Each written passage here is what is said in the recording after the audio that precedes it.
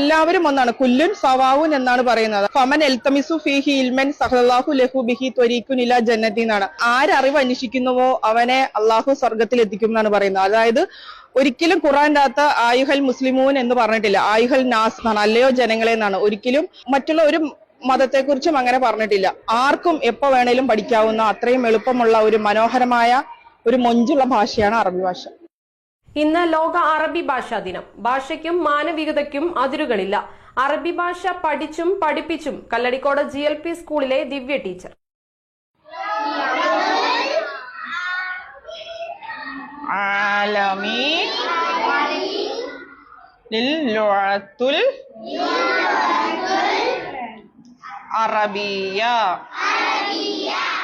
ഏതൊരു ഭാഷയും മാനവികമാണ്. ഭാഷയ്ക്ക് അതിരുകളില്ല.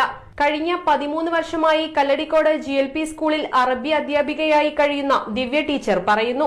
2011 ഞാൻ കല്ലടിക്കോട് ആദ്യമായിട്ട് അറബി അധ്യാപികയായിട്ട് വന്നത്.